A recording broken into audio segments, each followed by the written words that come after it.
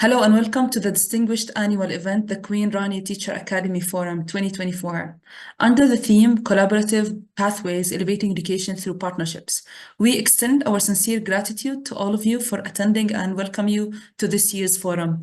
Established in 2009, the Queen Rani Teacher Academy is a non-profit organization that embraces the vision of Her Majesty Queen Rani Al Abdullah to enhance the quality of education by empowering teachers and educators with essential skills. QRTA offers innovative, high-quality professional development programs across Jordan and the Arab world. QRTA actively supports the educational community, reflecting its commitment to advancing education and enhancing educators' skills through a variety of specialized initiatives. These initiatives provide opportunities for continuous learning and advanced training for teachers and school leaders. As part of these efforts, QRTA hosts an annual forum that gathers distinguished educators and experts from around the world to share experiences, foster innovation, and promote collaboration in education. This year's forum stands out with an impressive lineup of workshops and panel discussions designed to inspire partnerships and empower educators.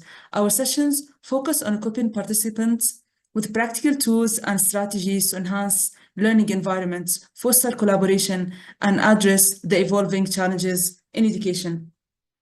Before we begin, we would like to remind you that the certificate of attendance will be available. We also invite you to participate in the feedback survey, which will be emailed to you by the end of this event. Your insights will help us enhance future events. Thank you for your participation and valuable presence. Please allow me to introduce our presenter of this workshop, Dr. Dina Slanda. Dr. Dina Slanda is a teacher, researcher, and educator.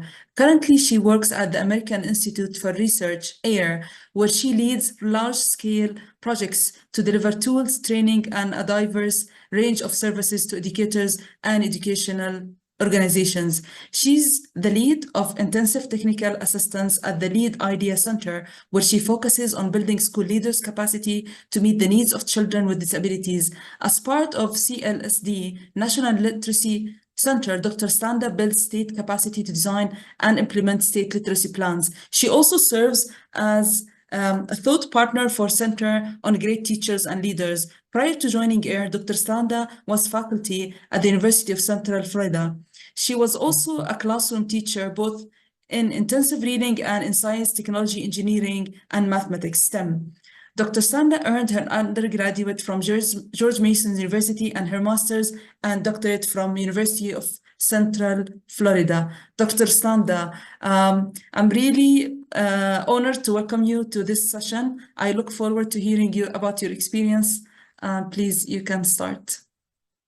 Thank you so much for such a warm welcome. It's so nice to see so many of you here today, interested in learning more about high leverage practices and strategic partnerships. So let's get started. Using the chat, please share the following. I know some of you have already done this, but let's start again. I would love to know your name, where you are from, where you are located, and then also include a description of what you think teachers need as supports so they can be effective. What teacher supports are needed so they can be effective?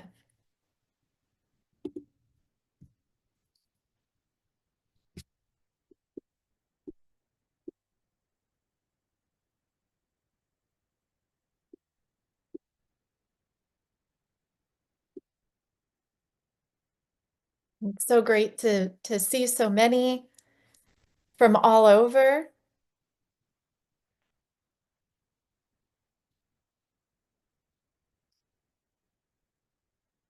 And as you think about teachers and what they need in their classrooms or at any level to be effective, what would that be? That could be mentorship, that could be a professional learning, that could be resources. Many teachers say they need time. What do you think teachers need to be effective?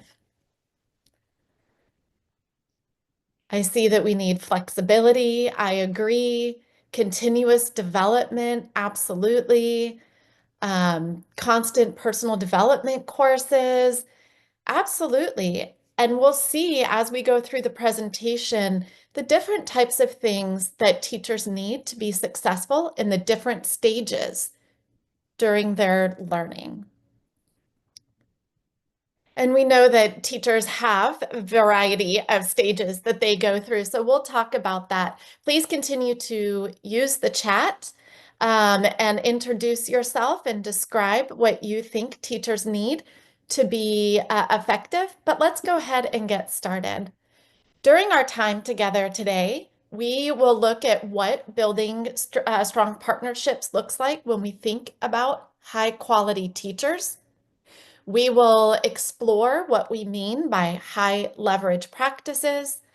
We'll talk a little bit about leveraging strategic partnerships for a robust professional development ecosystem.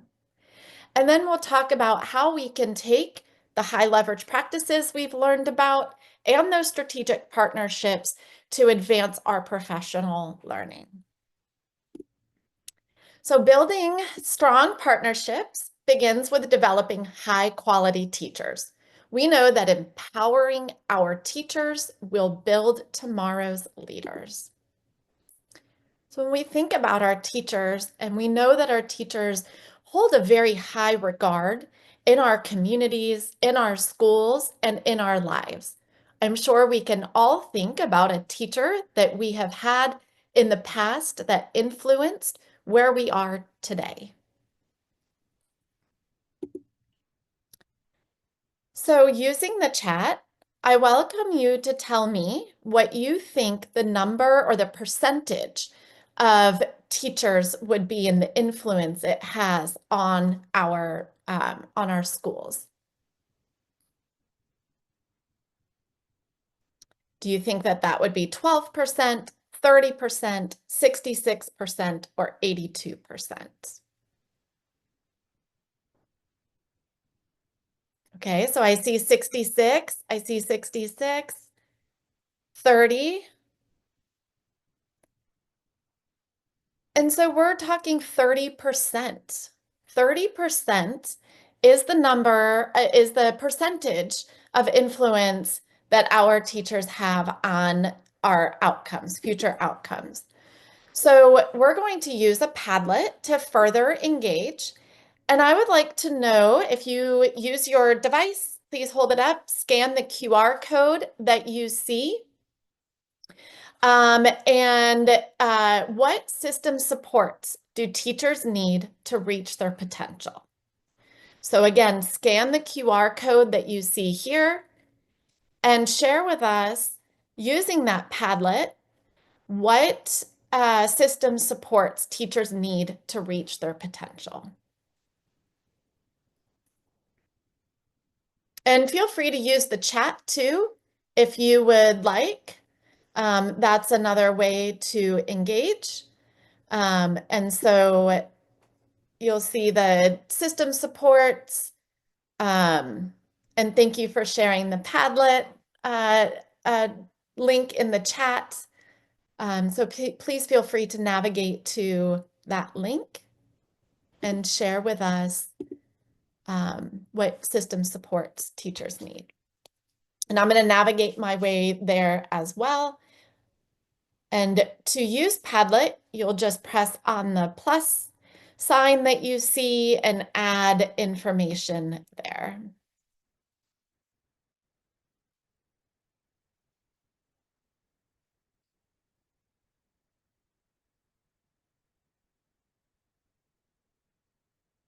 And I see in the chat a message saying that we need clear communication and good tools, educational community, including our parents. Absolutely. These are great answers. Parents are a very big part of advancing outcomes for our children and ensuring their success. Trust and support, absolutely. Partnerships, we'll talk a lot about partnerships today and the different types of partnerships that we will need to advance outcomes and to ensure that teachers become leaders, that teachers are leaders in the classroom, leaders with their students. Professional development. Good technology, absolutely. We are limited by our technology, and ensuring that we have strong technology is really critical. Community support. So not just support within our school community, but support outside of our school community is really important as well. Um, and so development depends on your needs. That is absolutely accurate. Making sure that professional development is aligned with what you are teaching, who you are teaching, and how you are teaching. These are wonderful responses. I also see recognition, appreciation, and encouragement. Absolutely. Working conditions really influences our own well-being as teachers, and our ability to advance within the classroom. But we also know that teacher development can be fragmented. And that is not just something in the Middle Eastern area, but it's also something that we see worldwide. There sometimes is insufficient coordination or alignment. Sometimes stakeholders have different ideas or different thoughts or different goals. And that can lead to this fragmentation. There could be inconsistent professional standards as we think about what is it that we want teachers to know and what do we want teachers to be able to do, and that might be inconsistent. Ambiguous roles and responsibilities. If I were to ask each of you what you do in your classrooms or in your schools, I might get different responses, depending again on what is relevant to you and who you are teaching, how you are teaching. And then sometimes there's that lack of coordinated efforts for professional learning. Maybe, when we're learning, there may be different, again, approaches. There may be different beliefs. There may be different ways that we're looking at professional learning, and ensuring that there's a coordinated effort could really impact our teachers' development. One thing we can all agree on is that teacher quality really matters. It matters for our students. It matters for our community. It matters for the future of our classrooms and for our schools. But teacher quality is something that is very policy driven. So when we think of the Ministry of Higher Education, when we think of the colleges of education, what policies, laws, regulations are driving that? It needs to be research-based. One of the number one things we know influences student performance is a correlation on school, and is more influenced, our teacher quality is stronger than school spending or class size. Teacher quality really makes a difference. We also know that we need to build community through a community of practice. How do we inform and collaboratively work towards a common goal? Identifying what is that common goal, and developing a mentorship framework or other supports for our teachers will be very critical for that. So let's look at the stages of teacher development. We start in the classroom as learners. We come in as a student teacher. We may have an internship experience. This is while we're in a preparation program. This is while we are still at the College of Education, learning how to become a teacher. And our first experiences are as a student teacher, through internship or through observation and through classroom opportunities that are provided to us to learn on the job. Then we become a teacher, and we are in survival mode that first year. We're still learning. It's very new to us, and we kind of feel alone as well. We're by ourselves, and that can make things a little bit more difficult because who do we rely on? How do we rely on them? All of that makes a difference. And so it can be very alienating in that survival mode. We just want to get through every day. Then we get to that consolidation. It's year 2. I'm getting more comfortable. I'm getting better at what I'm doing. I'm falling into a routine. I've identified a lot of the resources that I'm going to use. And I start to build my confidence. I start to build my self-efficacy. And then in years 3 through 5, we're now really settled into where we need to be. It's a period of renewal. It's a period where I might start to look for new ways to do things with my students. It's a period where I might start to learn about what my students need, and I can start to build a little bit more, try something new. I've started to build relationships with teachers around me, with other department chairs. And I'm really learning at this point, and I'm experiencing different things, and students are driving what I'm doing. Now I understand the relationship between what my students are learning and what I am able to provide. And then I reach this maturity stage. I've been teaching for 6 or more years, and I feel experienced. I feel confident. I feel really good about where I'm going, but I'm still learning.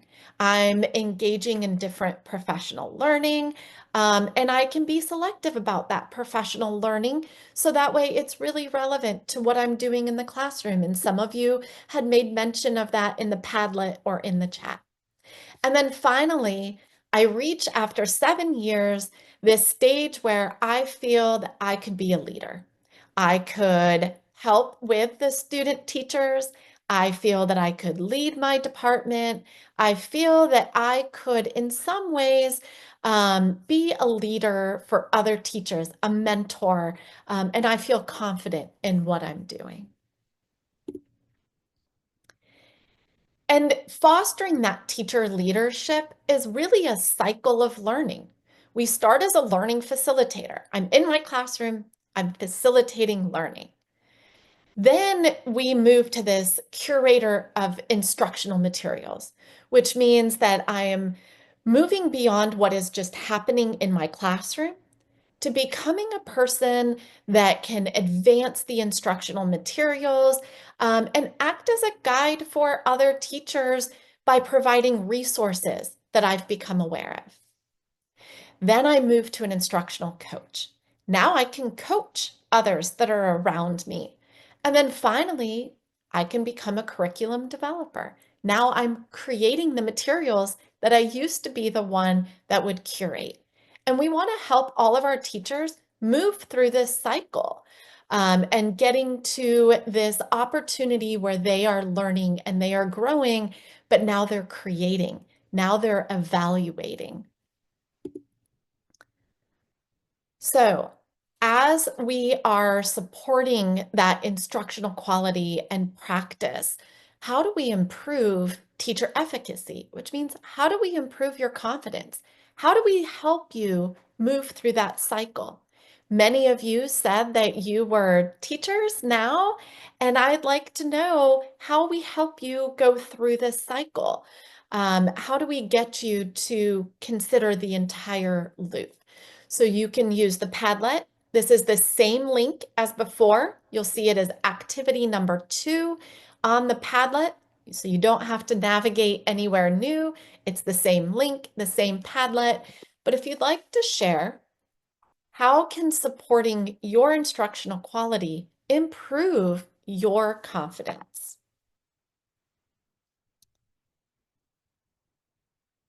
So I see someone saying, developing those soft skills. Absolutely. That's very important.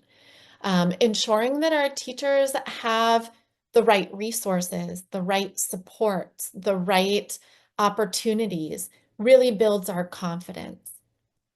If instructional quality matters as much as we know that it does, then supporting instructional quality, ensuring that teachers have access to those evidence-based resources and evidence-based opportunities is going to be really critical.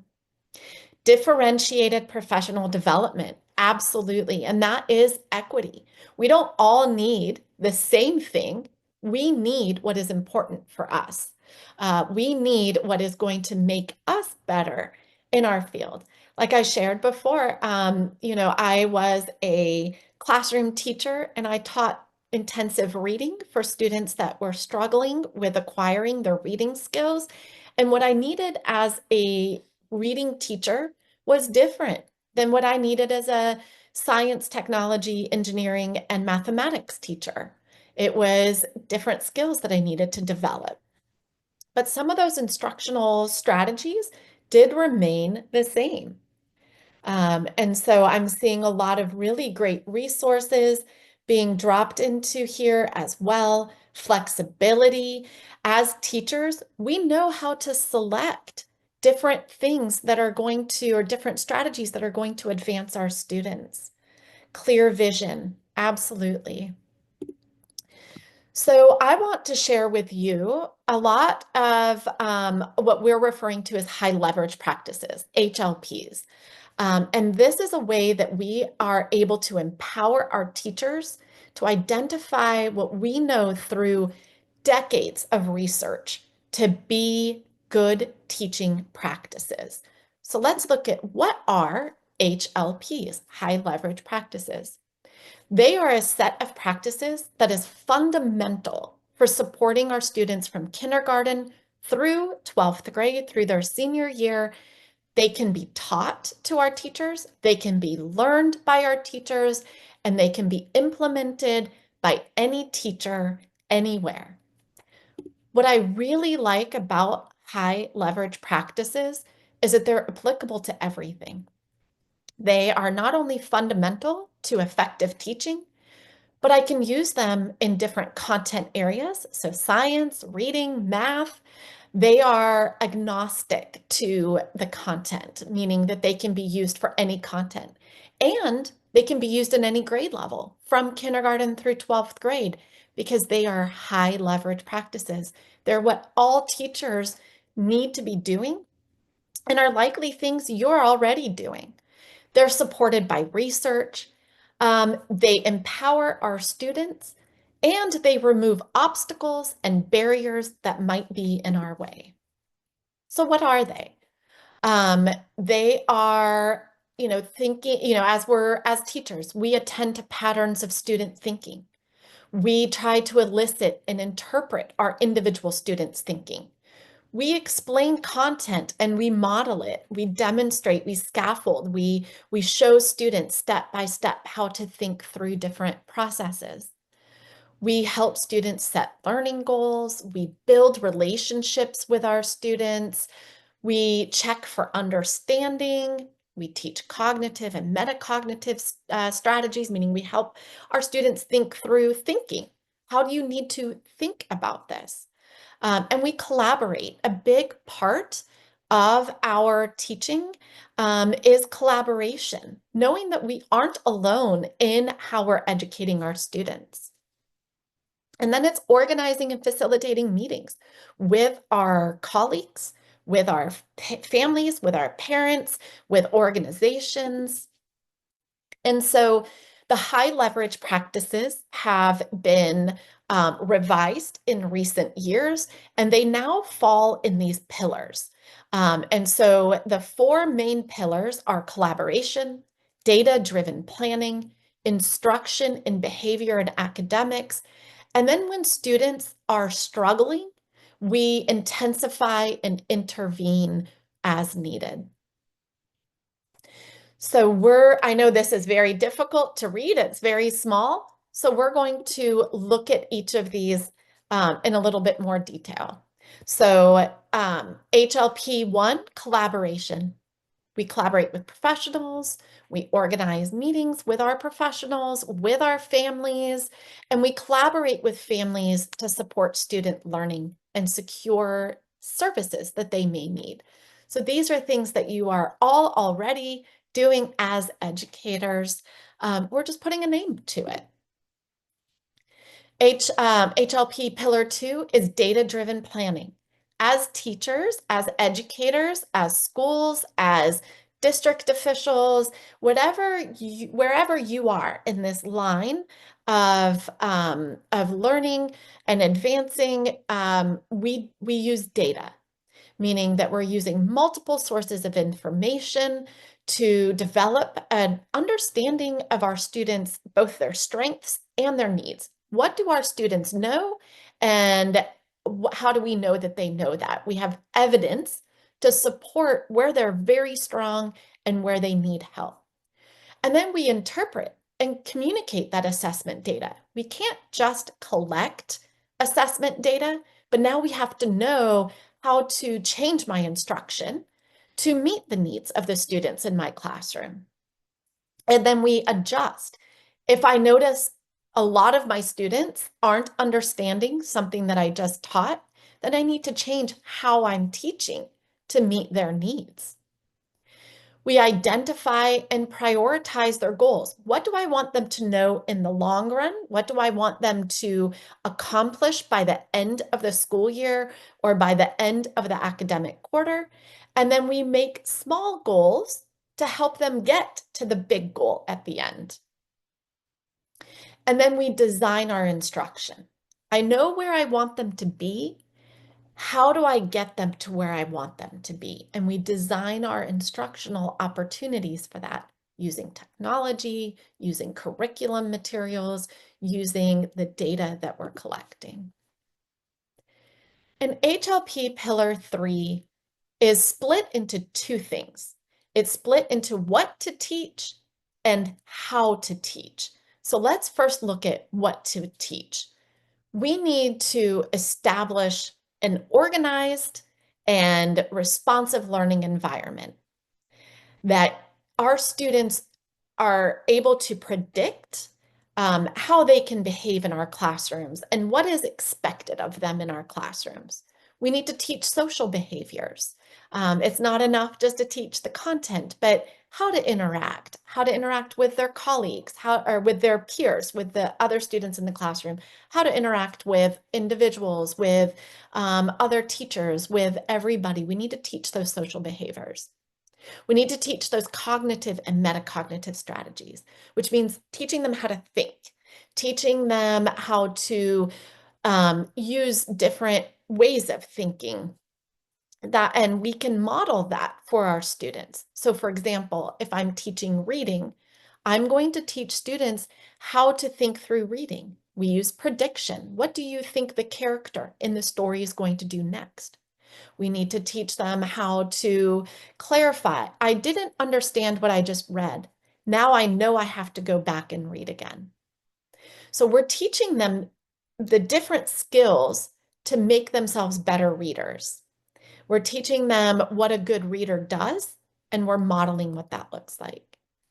And then we need to teach our students how to use what they've learned, not just in our classroom, but in other places and in other ways. So if I teach students how to use a textbook, for example, that's something that they can do in my reading class, but they can also use textbooks in their different areas in science or in mathematics, and to know to look for headings or subheadings or different text features to improve their reading and their understanding of the content that they're learning in different courses.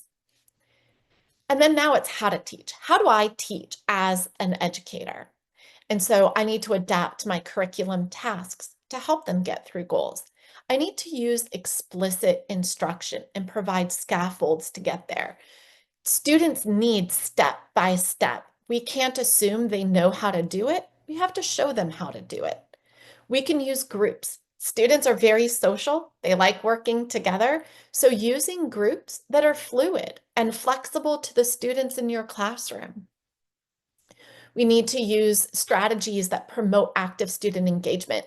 Students are going to learn when they are engaged, when they are interested, when they are excited, when they feel a connection to the content.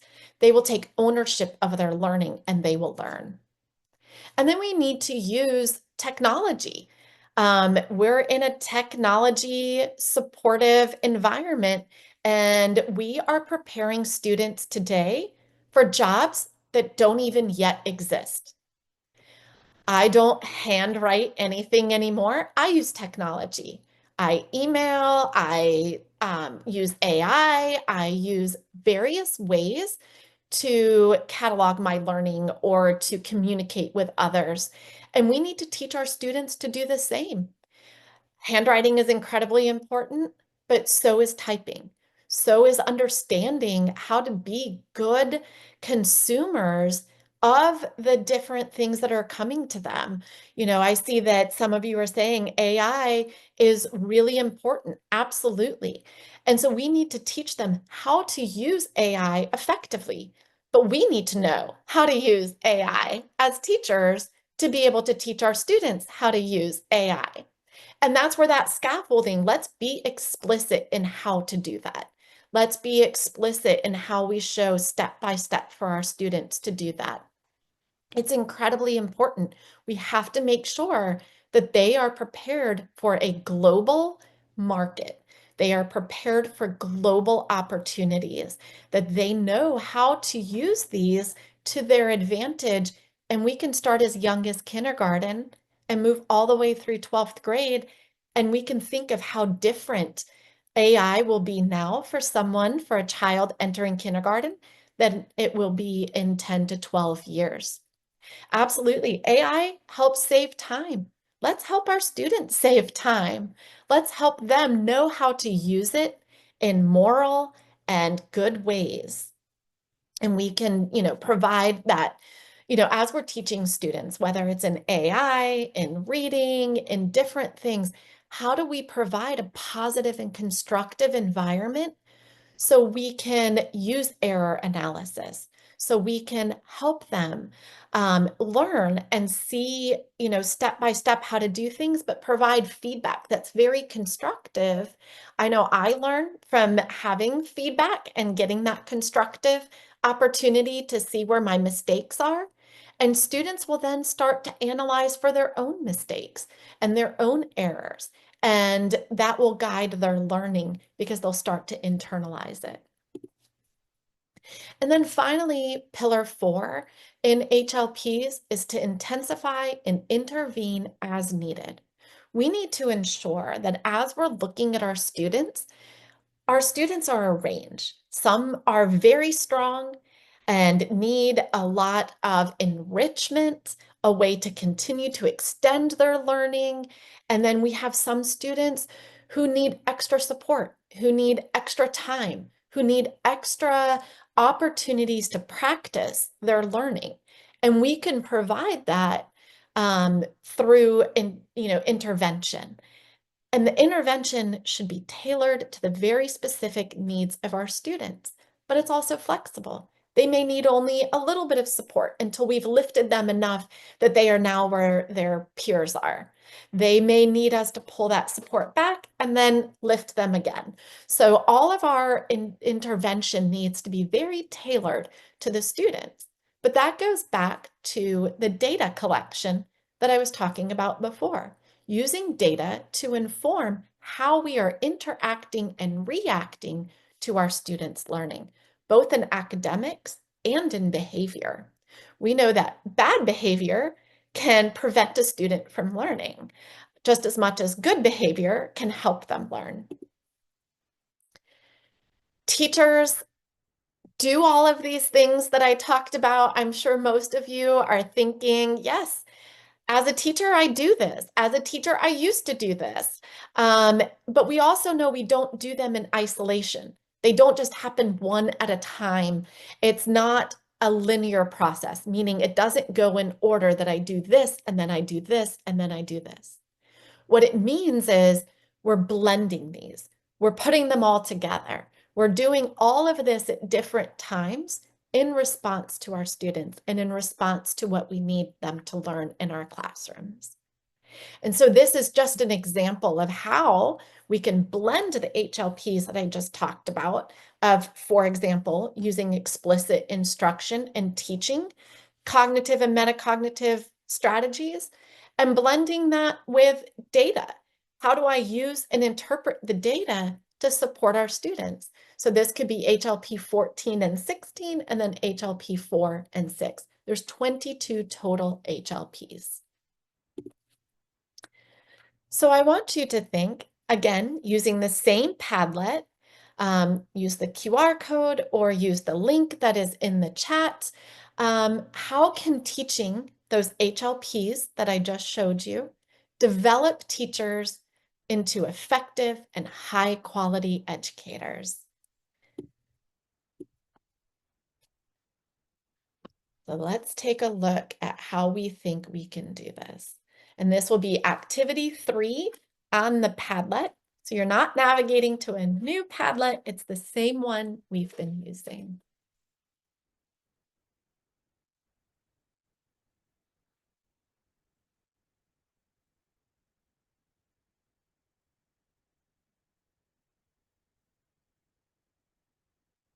How can using those high leverage practices develop our teachers into effective and high quality educators?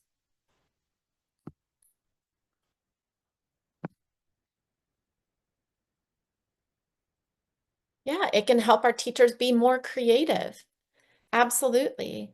It can help our teachers meet the specific needs of our students using data, understanding each individual student. All of our students are different.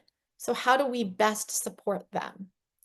How do we make meaningful progress for each of our students? Provide positive and constructive feedback. That's very helpful. We like that as adults. I like when my boss tells me what I'm doing really well and how I can improve. It's like we're coaching our students to become better. I see a hand raised. Would you like to come off mute and share?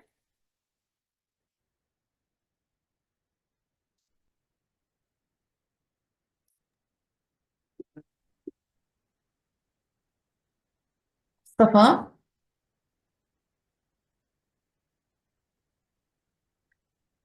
All right, and maybe the hand has gone down, but I see someone put in the Padlet a human experience. Absolutely. Our students, our children, they're human. They have lives outside of our classrooms. So how do we use what's happening in the world around them to humanize what is happening inside of our classrooms? It also, I love this response. Teachers will be more critical thinkers. Absolutely. The more I critically think about my teaching and the impact my teaching has on each student, the better I will become.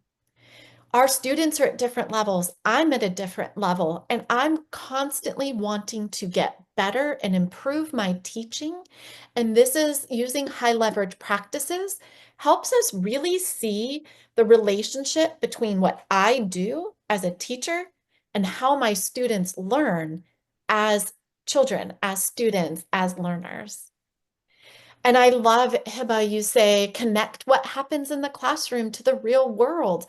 That is incredibly important. Again, back to our students, seeing a connection between what they're doing in the classroom and what is happening around them so they can start to apply that. School is meant to prepare them for career. It's meant to prepare them for university. So as we're preparing them for that, we have to be very explicit in the connection between the classroom and their futures. Absolutely. Teachers are familiar, someone is putting, with the teachers are familiar with common patterns of student thinking in each subject area and are able to anticipate or identify patterns. Patterns are so important. And the more I understand patterns as a teacher, the more I can understand my students, tweak and change my instruction to meet their needs. I love creating an inclusive environment. Our students are all different. They all have different experiences. They come into the classroom with different background knowledge. They come into the classroom with different opportunities based on their families and different maybe travels that they've done or travels they haven't had an opportunity to do. And so they bring all of that world with them into the classroom, and we have to help all the children learn. But we also know that there's a very strong correlation between my classroom strategies and a positive learning environment and engaged learners. When students are not engaged, when they are not interested, when they don't feel like they're part of a classroom community, then they're not going to learn. When they don't feel supported or encouraged, it's the same thing for us. You know, we were talking about teacher quality before, and somebody mentioned that improving teacher quality comes from creating an environment for the teacher that is supportive, that is flexible for us. So we should be doing the same thing for our children. So if we provide professional learning related to the high leverage practices, this is the theory. If we provide professional learning using those high leverage practices, and we provide organizational support at the school level, at other levels, at the ministry, at accreditation, anywhere in the continuum, providing organizational support allows us to apply our knowledge and our skills to influence student outcomes. And the more I influence student outcomes, the more professional learning I can engage in. And it is this circular, what we refer to as iterative process where it's constantly improving. We are reflecting, absolutely. I see that Yasser says that we're helping teachers reflect on their practice and improve practices. That is very critical. I have to reflect. What did I do? How can I do better? We don't want to look at the student and say, this student can't learn. This student isn't interested. This student doesn't care. Instead, we want to look at ourselves. How can I get this student to care? How can I get this student to be interested? How can I influence this student? And that's what helps make us ultimately better teachers. But we also know that leveraging those strategic partnerships is really important. So when we think about creating an ecosystem, right? Teachers can't do this by themselves. They can't do it in a vacuum. They have to do it with the support around them and support at multiple levels. It is not enough to send a teacher into a classroom and say, teach these 20 children or 30 children or however many you have in your classroom. We need the support of the organizations, multiple organizations, as we'll see in a moment, behind us to do this. Partnerships allow us to transform education. It allows us to strengthen the quality of the teachers that we have in the classroom. And it builds support, not just for the teacher, but for the school, for the community, and it builds this infrastructure. It builds a system that will continue to improve and enhance outcomes, which ultimately our goal is to advance student performance, to ensure that every student we have is ready for college and career and beyond. So strategic partnerships can be done at multiple levels, and we have to think of this as a continuum, but we need all of these partnerships. As a teacher, I need to have partnerships with schools. I need to have partnerships with training centers. Who is at the training center? How is that being informed for that continued professional learning? We need to have a connection between the College of Education and what they are teaching with what is happening in our schools. They have to be informing each other.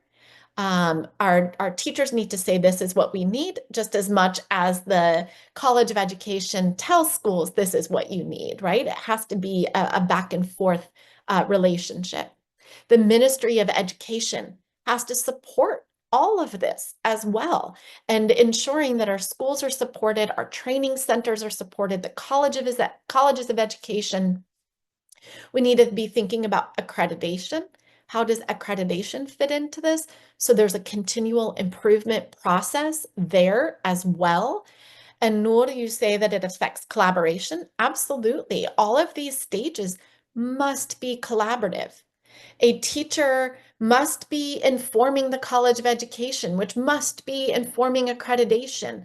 We need to be thinking of the ministries of finance. How is this, being funded? What, resources are we able to allocate?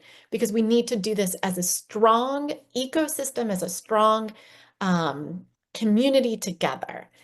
And then research. There is powerful research out there, but we need to know what it is. And we need to know how we can use research at the school level, how we can use research in our training centers, in our colleges of education, in our ministries, and to improve each one of those. I want to improve schools, but I also want to improve the training center. I want to improve what is afforded to our teachers and how they are receiving information and how we are supporting them. All of this, goes together. It's not just research on best practices to support students, but research on best practices to support our teachers. All of that is connected. There's also global initiatives. We are living in a global world. There's a lot of opportunity for us to think within our community, but let's make our community a little bit bigger and think about different global initiatives.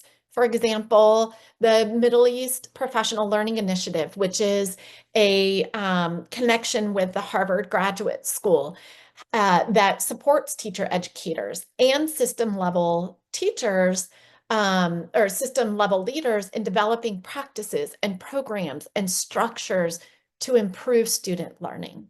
So it's really thinking, how do we leverage what is around us to create a strong and robust opportunity for everyone to grow, our students and our educators. There's the Educator Development Center, for example, which is focused on building that teacher capacity and professionalism, and ensuring students have access to high quality teachers. That teacher quality makes such an important impact on our students that for equity, every student should have access to a strong teacher. 1 year of bad teaching or 1 year of a child with a teacher who is not of high quality can impact all their future years because they may not receive the instruction they need to be successful. And it has a lasting and long-term impact on our students. The North Carolina Consortium for Middle East Studies is another way that there's support for faculty, for students, for the community. And that's another, there's different consortiums that we could consider. This is just an example. There's the Global Partnerships for Education, where we transform education systems. We have been doing schooling the same way for a long time, but we need to transform them. How do we make them more responsive to the students and more responsive to our teachers, to our educators, to our school leaders? All of that is really important, and we need to be thinking of that transformation and improving systems. And then we could think, the World Bank, UNICEF, all these different programs at that global level that we could leverage to advance and propel our system and our community forward. We can also work with different curriculum companies. McGraw-Hill, for example, had an opportunity where they were working with different ministries of education in the Middle East to improve outcomes for students and design curriculum that was responsive to the students that you work with, that you serve. So this professional development ecosystem is really understanding that we need to have professional teaching standards at the national level that is supported by everything around us. So the Ministry of Education, what is their role? The colleges of education, again, what is their role? Training centers. So once I'm now in schools, a lot of you talked about the need to continue my professional learning, to continue to make myself better. And so that training center, how is that being informed by the college of education that may have helped me become a teacher in the first place? We need to continue that cycle of learning. As a teacher, one of the strongest things that we can do for our teachers is providing coaching and mentorship. Not evaluation, but coaching. Because evaluation says whether or not you're good. Coaching says, let me help you get better. Mentorship says, how can I help you get better? I am here to support you through constructive feedback to get better. And it's very important that we support our teachers, just like our teachers support our students. Constructive feedback for students is important so they understand how they can make what they're doing better, just like our teachers. It's important they understand how they can take what they're doing and make that better. And I see, Noor, you're saying, yeah, coaching versus teaching. We start with teaching, but now that I'm in this classroom, I need to coach you because I'm watching what you're doing and then I'm providing feedback on what I saw to help you get better. And developing professional learning communities is incredibly important. Sometimes when we're in our classroom, we feel very alone. We feel like we're by ourselves. But if we're part of a community where we feel like we belong to something bigger than ourselves, that is very important because now we're exchanging ideas. Now we are leaning on each other. Another teacher might say, I did this in my classroom and it was successful. I tried this, but I wish I had done it a little bit differently. We work together. We then aren't in our classrooms by ourselves, but we're in a school, we're in a community, we are working together to improve outcomes. And as part of this, you see on that outside circle, is that we need to engage, we need to support, and then we need to measure. How do I know that this professional learning is really beneficial to the teacher? And we could look at teacher level outcomes and we can look at the students that they're working with and the outcomes for them. But we have to know if it's working and how it's working. And so again, it's that continual cycle. So the Ministry of Education can create structures that are better. Then the College of Education can say, now that we've seen this in the classrooms, we need to do this in our preparation program to make it better.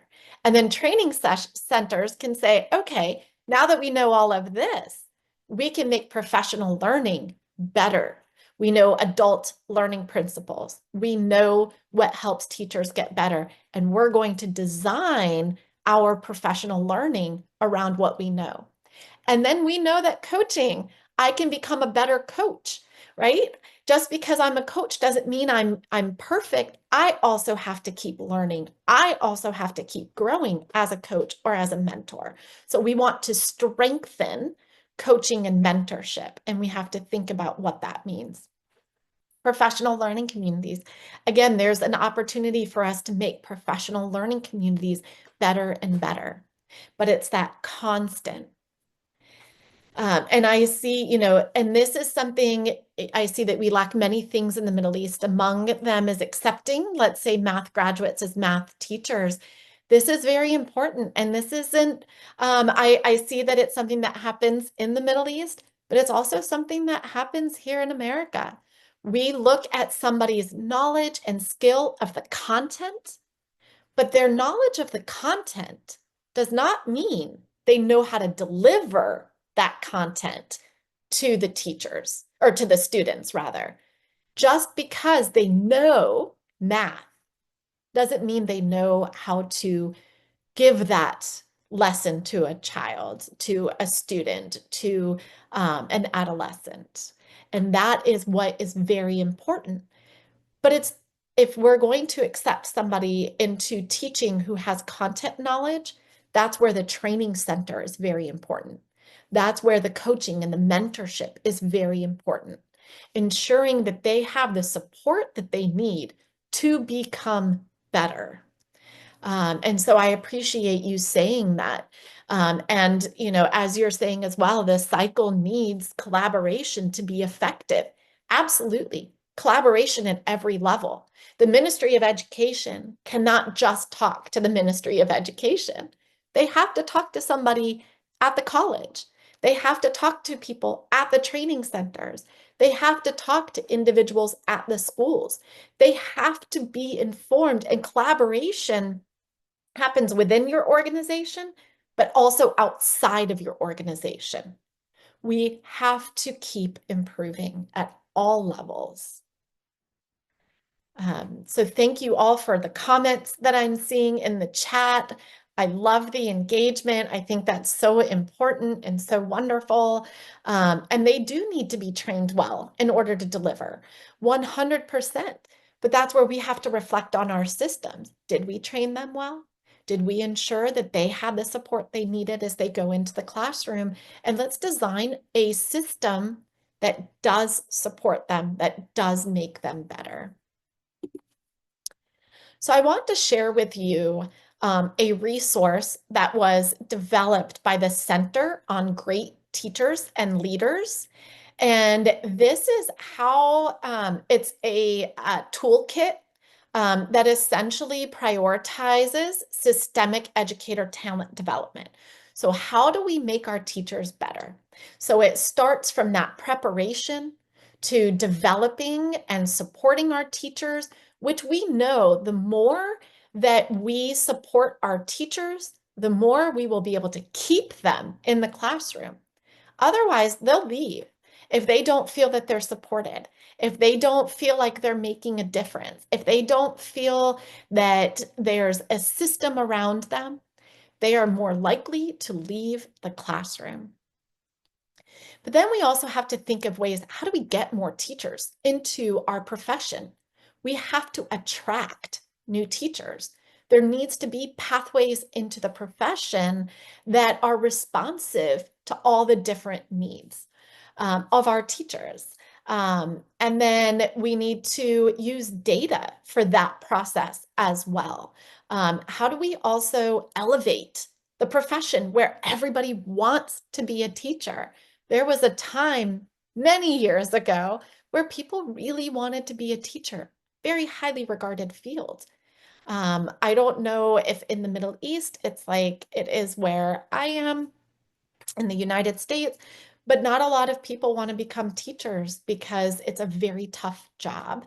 And there isn't a lot of reward or community support for such an important position. We're impacting the future. We don't know if our student is going to be the one that cures cancer. We don't know if our student is going to be the one that takes us to the moon next. We don't know what our students are capable of, and we have to ensure that they are prepared for that type of world. And so we need good, high quality teachers in our classrooms to do that.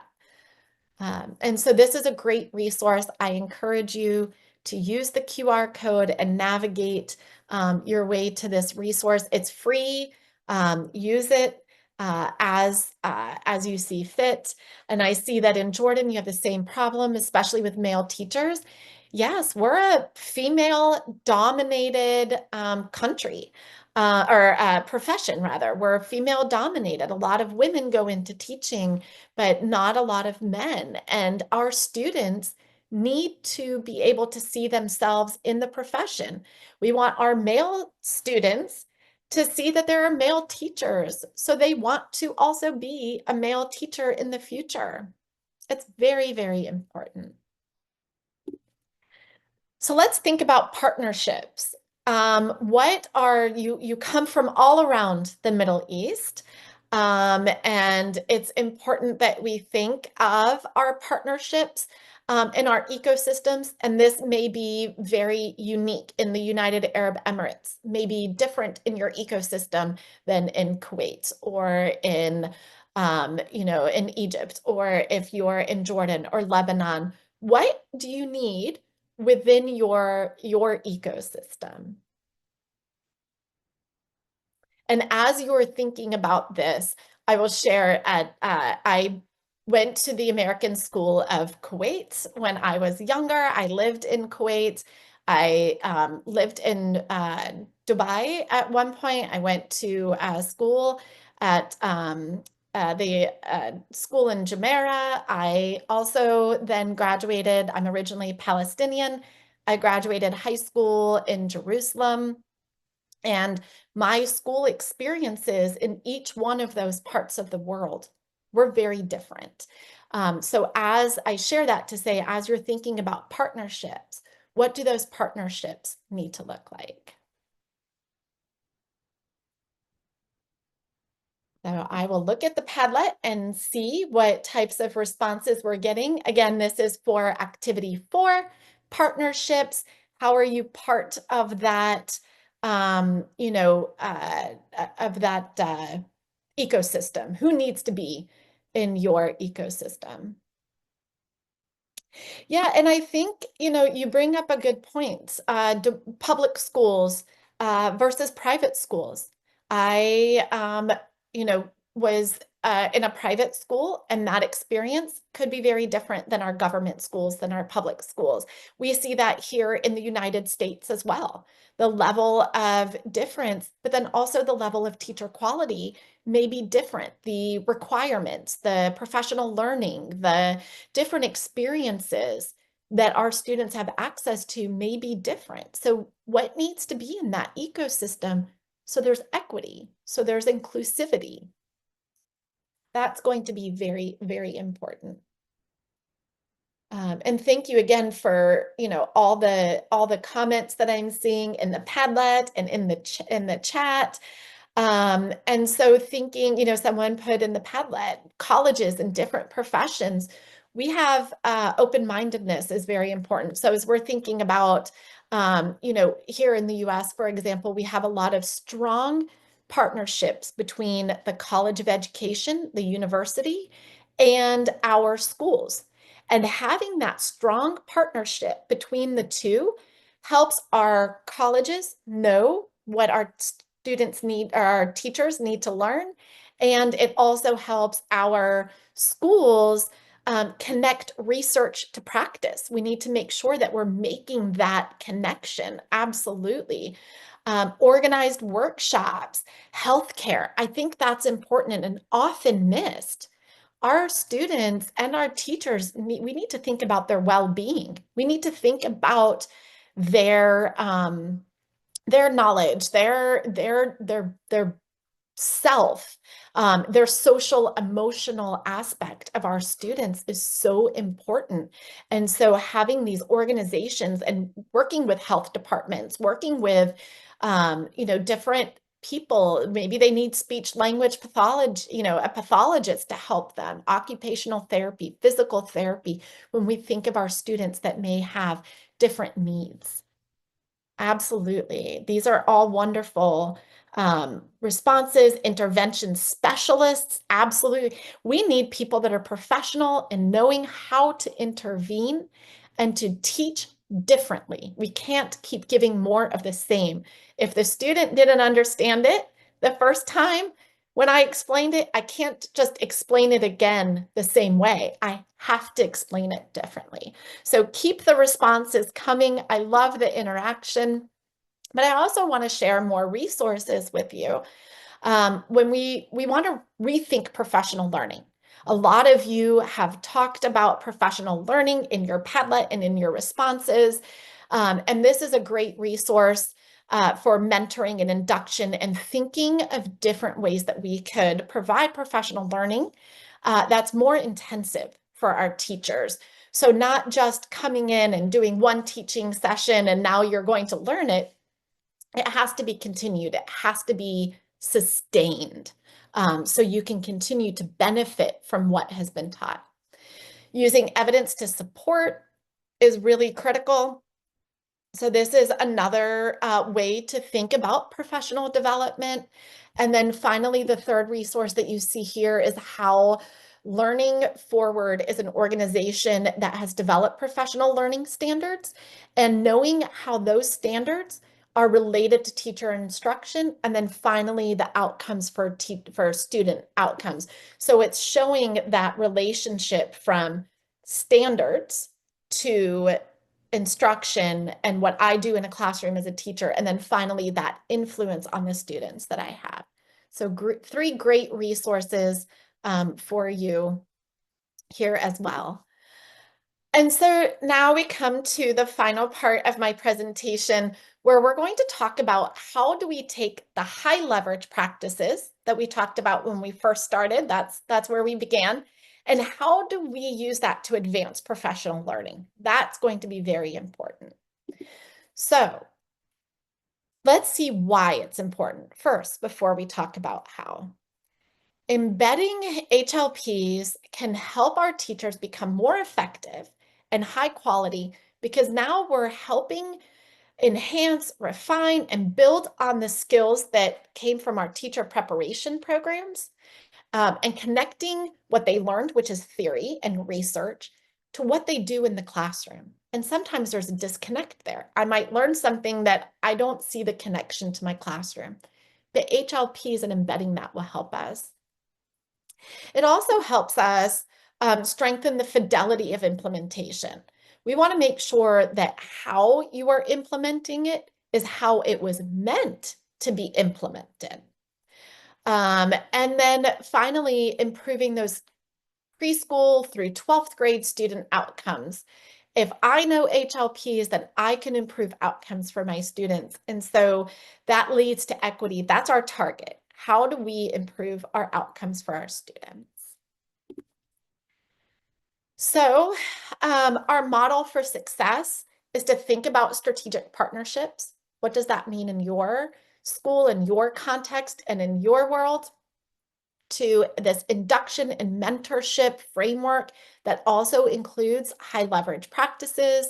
And then not just doing a little bit of mentorship or a little bit of coaching, but really continuing that, sustaining that, and thinking of professional learning as not just a workshop, but as let's use coaching as well. It will be very powerful if I could come into your classroom and watch you teach and then give feedback, right?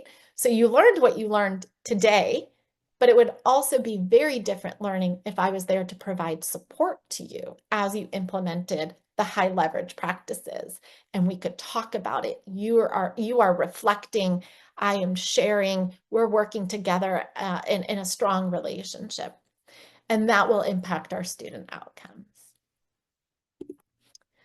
And so the benefit of high leverage practices as well is that it provides a shared language.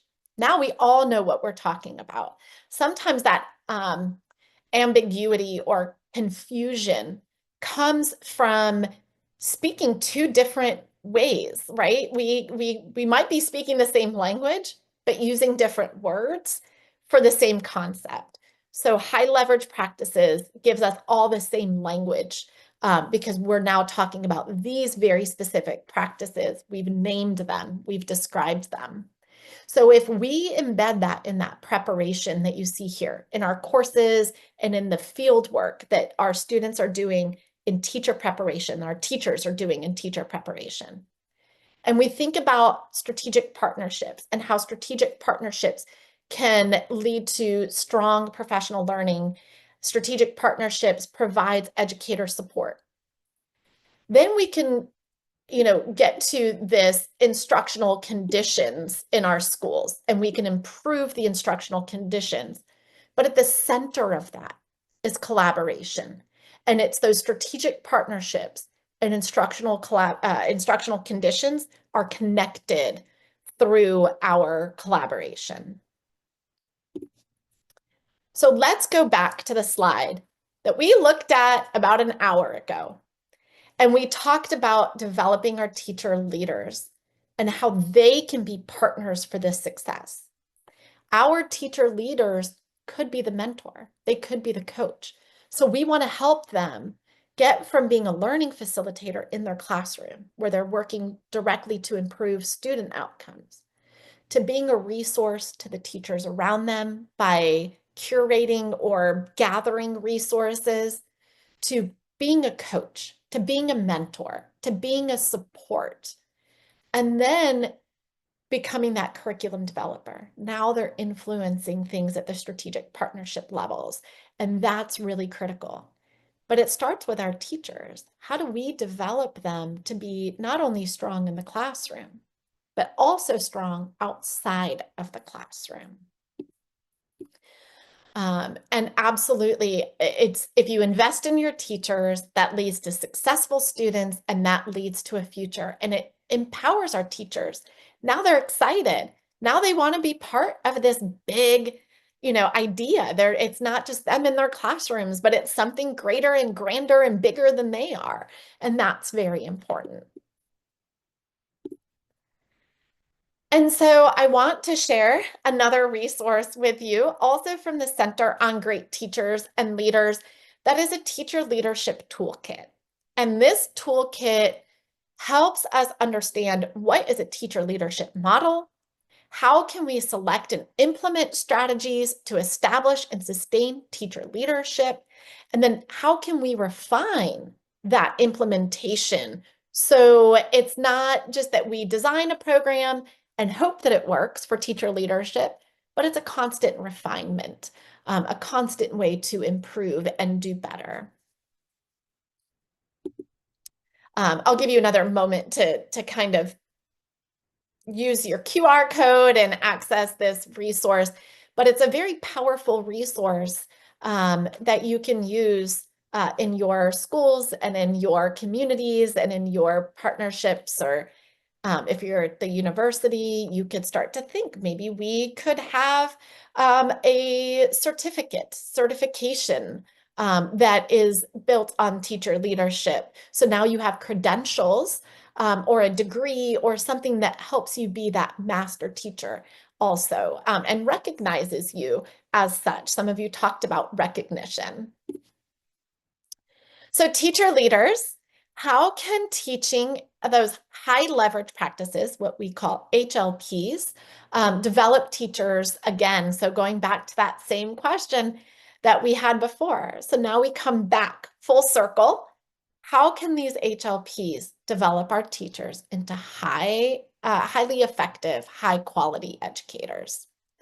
So this will be activity number 5 of teacher leaders and developing teacher leaders. This is really our goal, is so our teachers feel that they are a leader, that they are a master, that they can help the next generation of teachers so they can improve outcomes for their students, but also impact the ecosystem that they are a part of, that they can influence the strategic partnerships as well.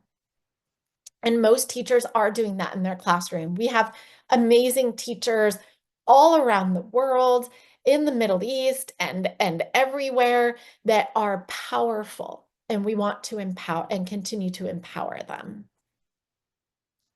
So noticing a lot of activity, the practices will be the outcome, absolutely. They're change agents. They are change agents. They are positive influencers.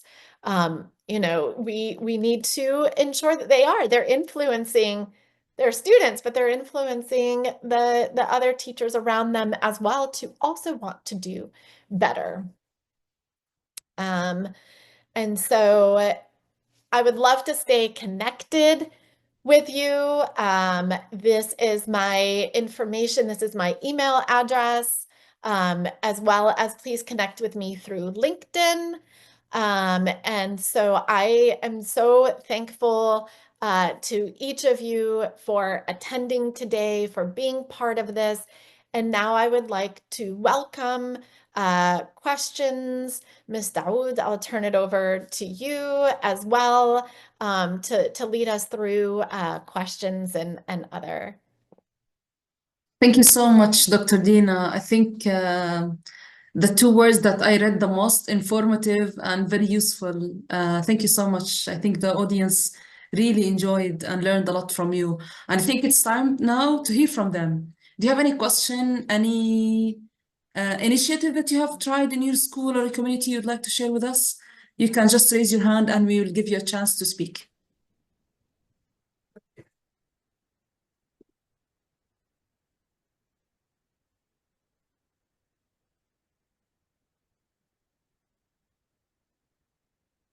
Thank you all for your very nice words.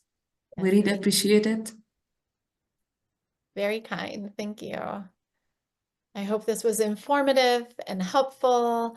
Dr. Hassan, I see your hand is raised. Oh. Dr. Muhammad? نعم أتكلم بالإنجليزي ولا عربي؟ English, I think. Yes, English is preferred. I speak a little bit of Arabic, but it's not the best. Yes, first of all, thank you for your presentation. It was very wonderful presentation and subject also. The question is how we can deal with the I think دافعية. I forget the word. Motivation. Motivation. The low motivation teachers. We want to raise the motivation, the high of skills or high performance of teacher. How we deal with the low motivation teachers? We try with them too much and they are in their level. It's very difficult, right? Motivation is very important. But I think that for motivation, one of the areas where we have seen success is when they feel that they are being recognized, when they feel that they are being rewarded. And so if you look at it from that aspect, I am motivated and internally, intrinsically motivated when someone recognizes me for my hard work. And so by developing a framework for teacher leadership, for example, now I am still in the classroom. We've kept somebody very strong in the classroom to keep working with students, but we've also given them the ability to take a leadership role. And when people have a leadership role, they feel empowered. One of the difficult things about the design of our schools and our structures now is that a teacher isn't often recognized for what they do. Unless they leave the classroom and become a headmaster or a principal or a school leader in some way, they don't have a leadership opportunity. So we have to design and rethink, transform schools to reward teachers who are taking on more work, who are going above and beyond. And that is going to be a powerful way. But if I feel that I'm not going to be, I could do all this work and it's not going to make a difference. No one's going to care. I'm not going to be recognized for it. Then I'm demotivated. But if there's advancement opportunities, if there's opportunities for recognition, if there's opportunities for all of those things, then we are empowering our teachers, and teacher leadership is one way to do that. I think it motivates. We've seen in the research that it's a motivating factor because they also start to see the influence that they have. They know my students are doing good, and that's a motivator. But they also see that as they are coaching other teachers or they are mentoring other teachers, they also see an improvement there, and it empowers them. It makes them feel motivated to continue to engage. Thank you, Dr. Dina, for your response. I don't know if you're keeping an eye on the chat room, but it's the engagement is really, really high in this workshop. So many thanks, and they agree with your thoughts. I don't know if anyone would like to share anything. If you do, please raise your hand and I'll give you a chance to unmute yourself.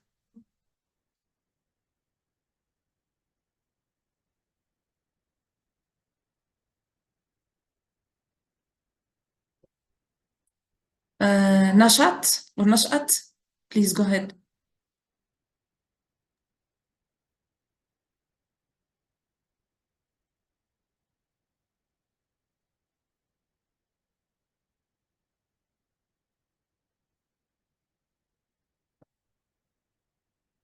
Feel free to unmute. I don't know if you appear to be on mute.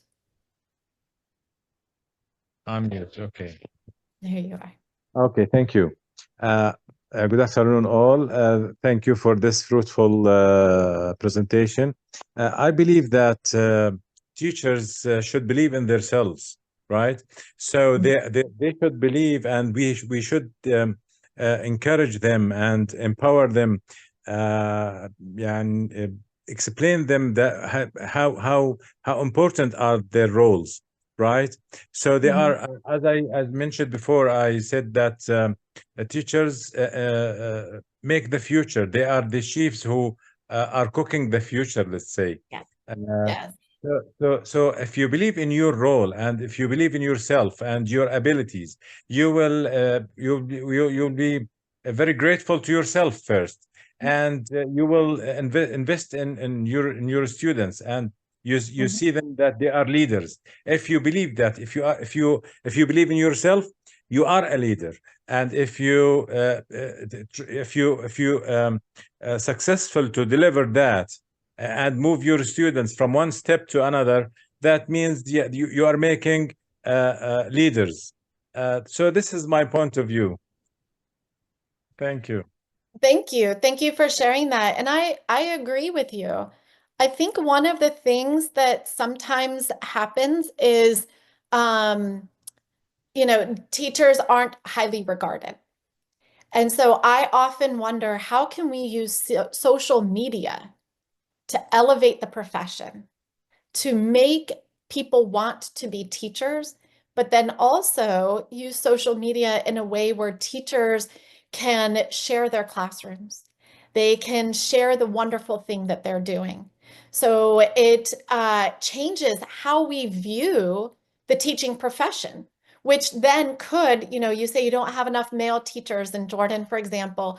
Well, if we make the profession attractive and use social media to our advantage to do that, that is another way that we could get more teachers in and motivate the teachers that we have. Absolutely. Right.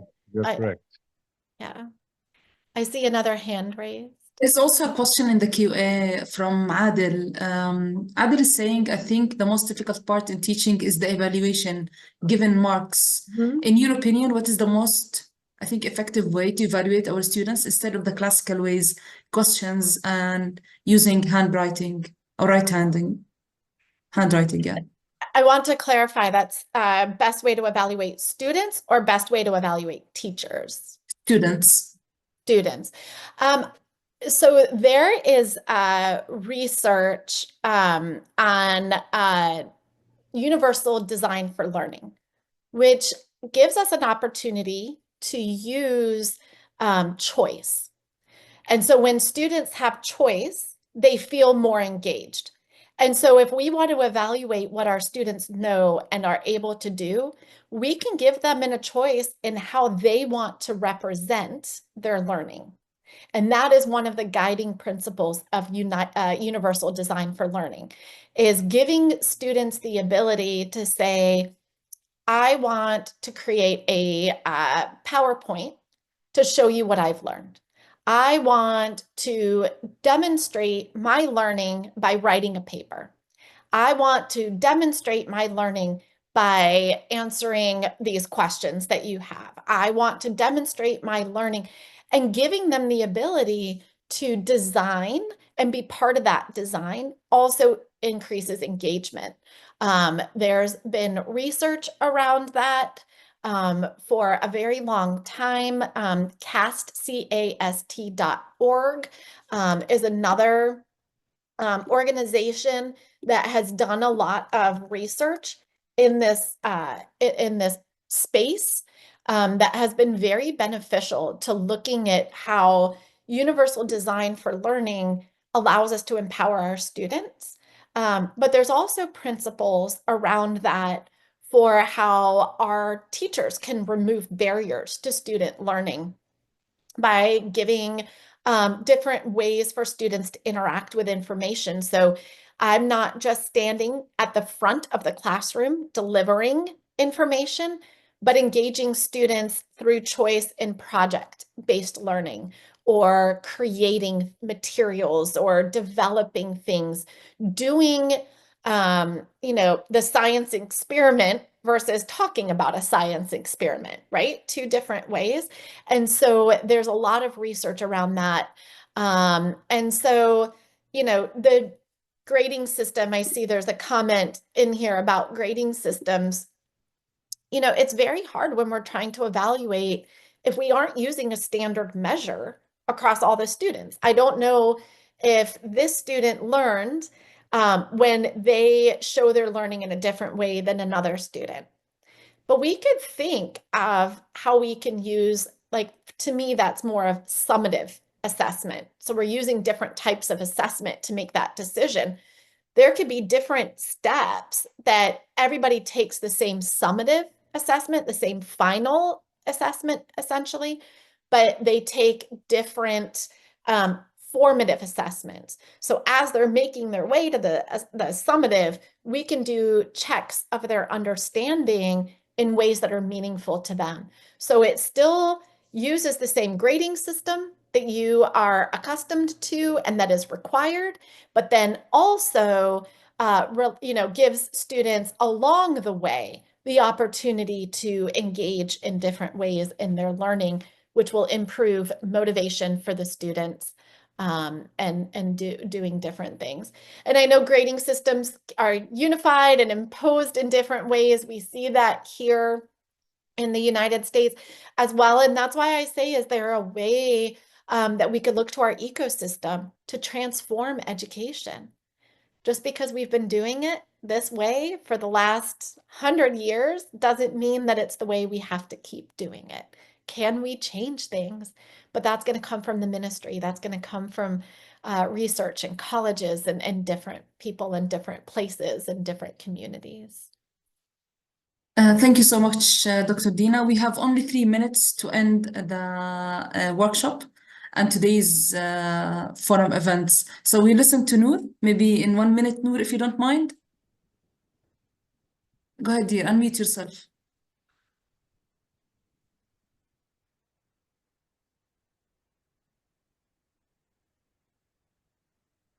Miss Noor, if you click on the mic, we'll be able to hear you.